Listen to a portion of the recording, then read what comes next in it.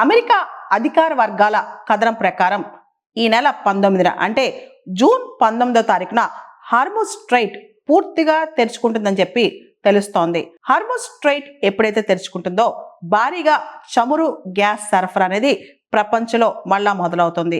Hormuz ద్వారా భారీ ట్యాంకర్ల రాకపోకలకు తొలి ప్రాధాన్యం ఇస్తారంట. అంటే ఏదైతే భారీ ట్యాంకర్లు ఉంటాయో వాటి రాకపోకలకు చాలా ప్రాధాన్యం ఇస్తామని చెప్పి అమెరికా చెప్తోంది. మనకు తెలుసు హార్ముజ్ స్ట్రైట్ అనేది ప్రపంచ చమురు రవాణాలో చాలా కీలకమని. స్ట్రైట్ ఆఫ్ హార్ముజ్ అనేది పర్షియన్ గల్ఫ్ ని గల్ఫ్ ఆఫ్ ఒమన్ ని కనెక్ట్ చేస్తాయి. గల్ఫ్ ఆఫ్ ఒమన్ దగ్గర ఆ మొత్తం అది వచ్చి అరేబియన్ సీలో మెర్జ్ అవుద్ది అనమాట. దాదాపు ఇక్కడ నుంచి ఆయిల్ అండ్ న్యాచురల్ గ్యాస్ అనేది పెద్ద ఎత్తులో ఈ స్ట్రైట్ ఆఫ్ హార్ముజ్ నుంచి చాలా పెద్ద ఎత్తులో చమురు సరఫరా అవుతూ ఉంటుంది అనమాట. అది మేజర్ షిప్పింగ్ రూట్ అని చెప్పుకోవచ్చు. స్ట్రైట్ ఆఫ్ హార్ముజ్ అనేది చాలా పెద్ద షిప్పింగ్ రూట్ అని చెప్పుకోవచ్చు అనమాట. ప్రపంచంలోనే 20% ఆయిల్, 20% న్యాచురల్ గ్యాస్ అనేది ఈ రూట్లో ఈ స్ట్రైట్ ఆఫ్ హార్ముజ్ ద్వారా షిప్పింగ్ అవుతుంది అనమాట. గత సంవత్సరం ప్రతిరోజు 20 మిలియన్ బ్యారెల్స్ పర్ డే అక్కడి నుంచి ట్రాన్స్పోర్ట్ అయిందంట స్ట్రైట్ ఆఫ్ హార్ముజ్ నుంచి.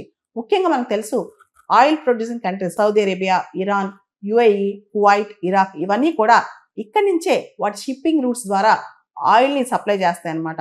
మోస్ట్లీ ఇక్కడి నుంచి వచ్చే ఆయిల్, స్ట్రైట్ ఆఫ్ హార్ముజ్ నుంచి వచ్చే ఆయిల్ 80% పైగా ఆసియా ఖండంలో ఉన్న దేశాలకే. China, India, Japan, South Korea ఇలా.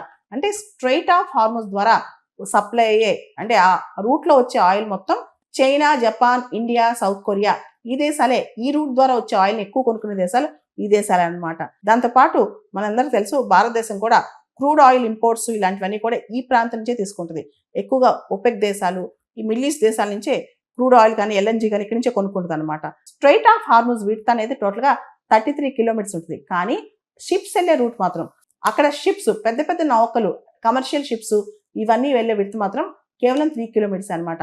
అంటే చాలా ఇంపార్టెంట్ చోక్ పాయింట్. అండ్ అది క్లోజ్ చేయడం చాలా ఈజీ. ఎందుకంటే 3 కిలోమీటర్లు బ్లాక్ చేస్తే అయిపోయింది. 3 కిలోమీటర్స్ బ్లాక్ చేస్తే ఇంకా అక్కడి నుంచి ఏ షిప్ బయటికి రాలేదన్నమాట. సో స్ట్రైట్ ఆఫ్ హార్ముజ్ ని బ్లాక్ చేయడం, క్లోజ్ చేయడం చాలా తేలిక అనమాట.